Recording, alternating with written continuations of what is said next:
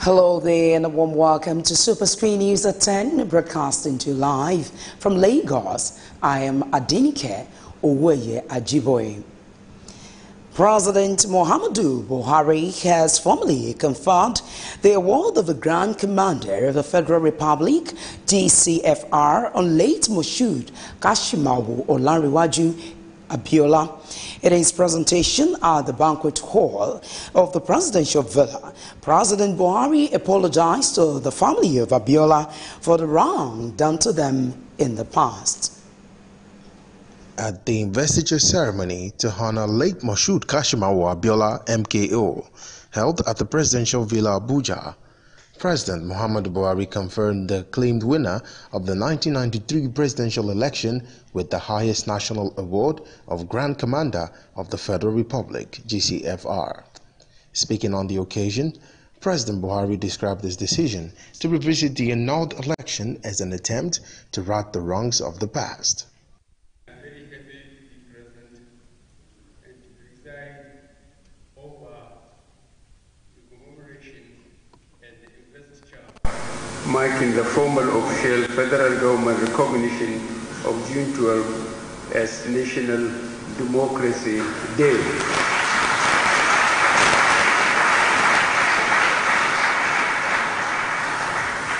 The decision and this event is not meant to be and is not an attempt to open old wounds, but to put right. On his part, Secretary to the Government of the Federation, Boss Mustafa, described June 12 as a significant day in the history of Nigeria's democracy and called for a constant commemoration of the day. On the other hand, daughter of the late MKO, Hafsat Abiola, who received the conferment, apologized to the president for any ills the late Abiola could have done in the past. The monumental election that took place on June 12, 1993, represented the first time in the history of our nation that Nigerians voted not for tribe or creed or region, but for their convictions, affirming their common heritage and unity of purpose.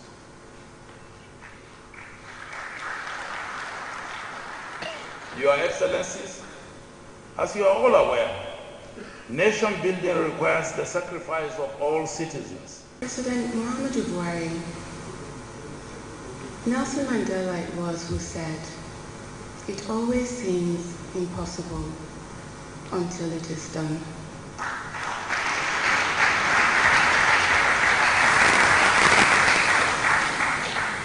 Who would have ever believed, given the relationship that you had with Chief N.K. Abiola, that you would be the instrument God would use to honor this man and to bring reconciliation and healing to the country. You apologized to my family, and it touched my heart. The late Gani Fawahimi and Baba Gana Kingibe was also conferred with the title of the Grand Commander of the Order of the Niger, GCON. In his acceptance speech, Mohammed Fawahimi, the son of the late human rights activist, described President Muhammadu Buhari as the first sensitive and reasonable head of state in the country. Meanwhile, former President Olusegun Obasanjo, Ibrahim Babangida, and Senate President Bukola Saraki were among personalities conspicuously absent at the posthumous investiture. Now, the Ààrẹ Ọ̀nà Kakanfò of Yoruba land, Gani Adams, has stressed the importance of commitment to achieving desired result. Speaking at its annual commemoration of June 12, Gani Adams commended President Muhammadu Buhari for the award conferred on late Moshood Kashimawo Olanrewaju MKO Abiola. The memory of our heroes alive. It has also helped in addressing several burning issues that have been affecting our nation as we celebrate 25th anniversary of this epoch-making event. Let us look beyond the past and focus all our efforts in righting the wrong of the past leaders. all over the world, issues of security, good health, education, enduring social infrastructure, stable economy always take the central stage. However, in Nigeria, there have been a ranging issues and debate on restructuring. The way we clamor and struggle to have this day as our democracy, we need to make the sacrifice, struggle, and make a case for restructuring. We need to stand firm and raise our voice in support of restructuring. If Nigeria is restructured, the federated unit and state will develop equitably at their own pace. The enormous power in the central will be reduced, and Nigeria will be better for it. Here is my thought, that of other prominent Nigerians that have been propagating this lofty idea across the country. Before the ending this speech, I must commend Not Too Young to Run Law. Well, the Ààrẹ Ọ̀nà Kakanfò of Yoruba land, Gani Adams, speaking there.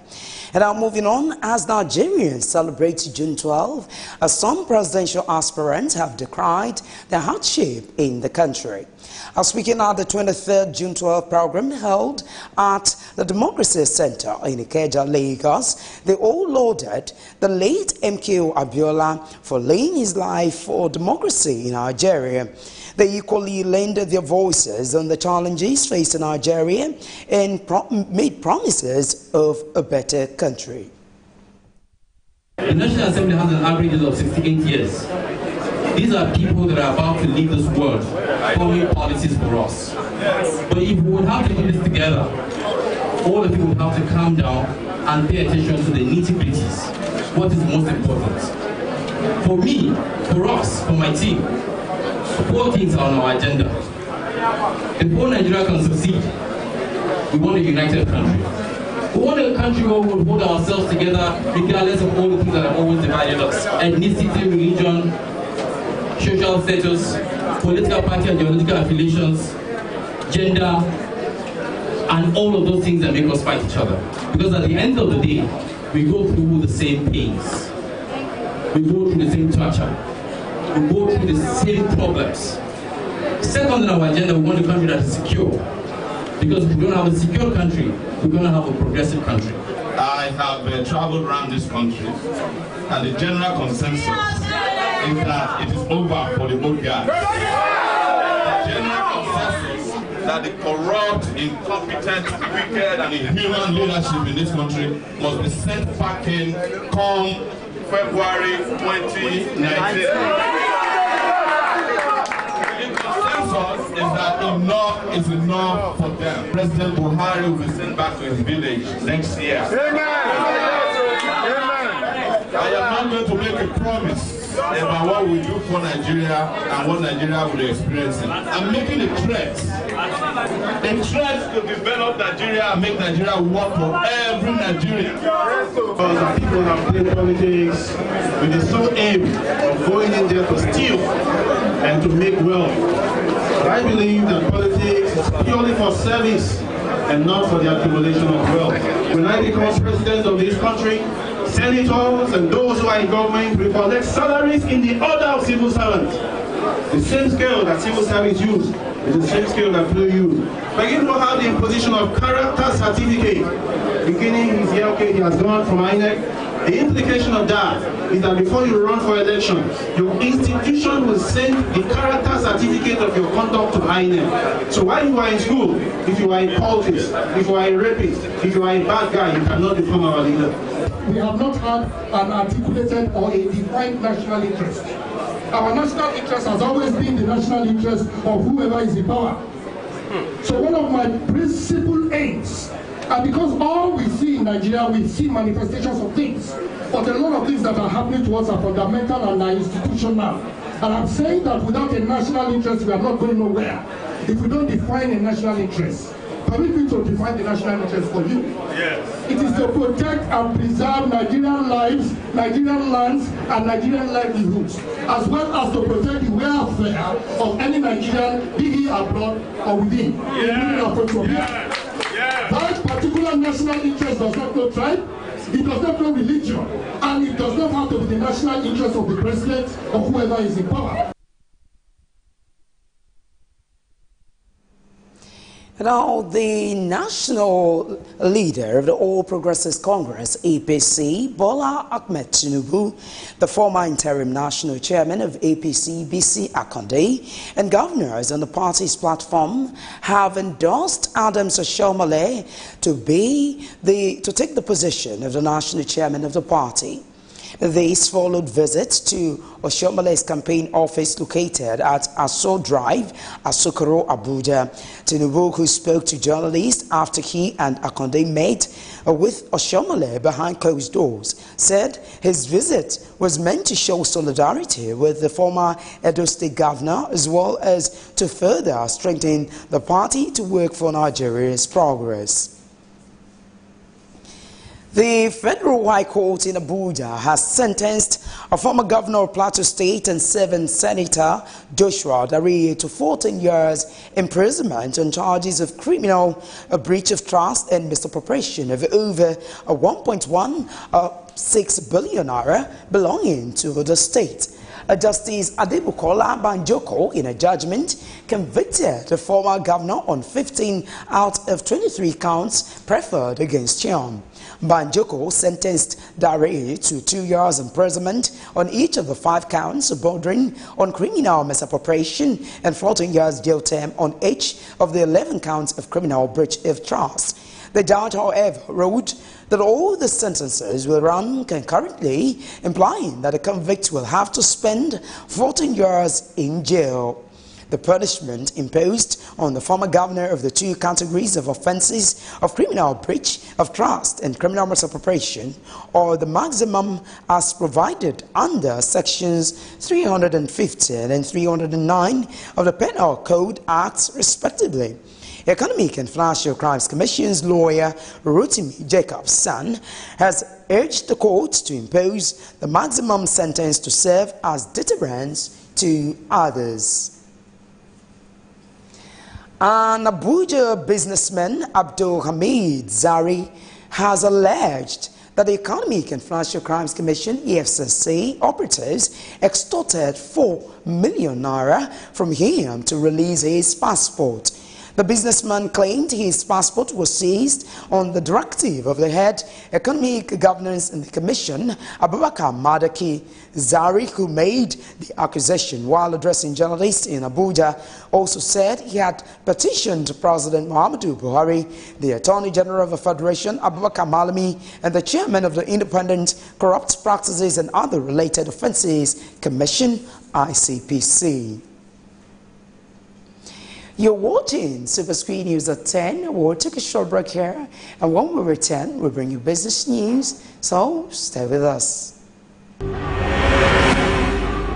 Before they come, they're supposed to, give us some information, notice, at least maybe a week or so.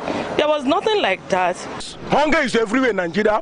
People are dying every day, but Nigeria government are keeping quiet. Housemen are killing people. Why? It's not what we expected because of these old men that are leading us, and you people know, you are aware that these people are not the right people to lead us. These kind of people that are leading us here are people of black mind. They just care about themselves and their family. You are affecting my village. Let me use if I call it useless, I'm not to mistake. The other place where they build a shop, call it plaza. Say each shop there are 4 million naira. So I don't have the money, so I have to leave. If you plan to get a tribal mark, it takes a lot of pain, but after some time, you enjoy it. No, we experience hold up now during the construction time. Then after some time, we start enjoying it. The way they are doing the construction is too slow. It's too slow. The construction is too slow. They should stop the construction and make sure people go into their businesses and do their businesses.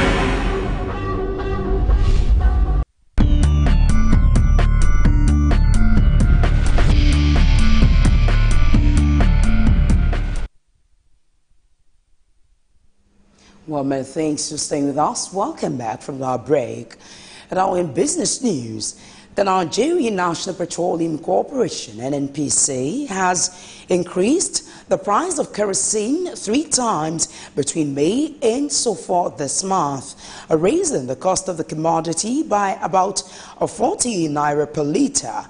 An report says despite the price hike, the corporation, through its subsidiary,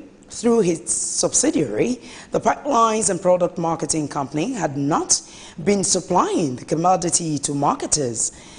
Many marketers of the product, popularly known as dual purpose kerosene, said they have not received what they paid for since November 2017, despite making additional payments to the PPMC following the price increases.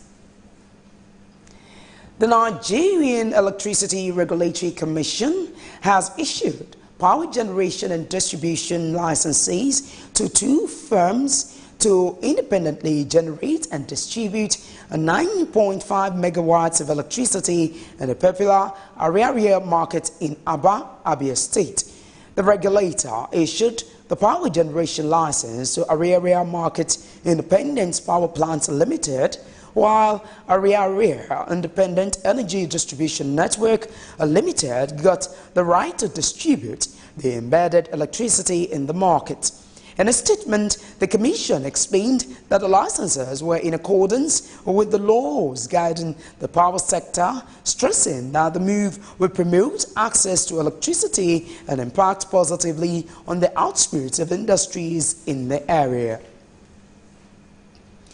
The National Pension Commission has assured civil servants a prompt payment of the pensions once they retire from active service. The Acting Director General, PENCOM, Aisha Dakil Umar, said this at a pre-retirement workshop for federal government workers who were due for retirement next year.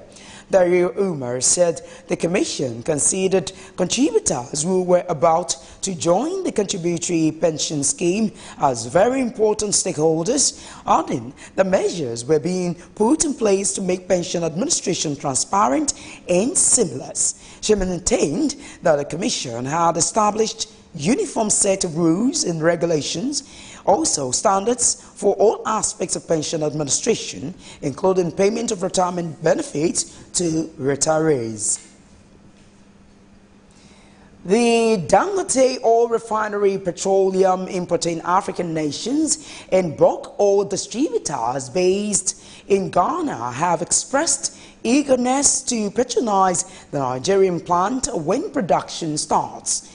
According to a statement by Dangote Group, hints of the eager expectation and hopes on the Dangote refinery were revealed at this year's Ghanaian International Petroleum Conference, GIPCON 2018, which held in Accra, Ghana. The oil buyers said arrangements have been put in place to import petroleum products from the world's largest single-train refinery situated in Lekki, Lagos State and owned by Aliko Dangote. The Ghanaian government expressed the view that dealing with the Dangote refinery for petroleum import would be a better business for African nations than depending on the international market for the supply of refined products. President of Ghana, Nana Akufo-Addo, who was represented by Vice President Mahamudu Bawumia, said African nations were anxiously waiting for the Dangote refinery. And that's it in business news. We'll take another short break. More news after this time out. Join us again.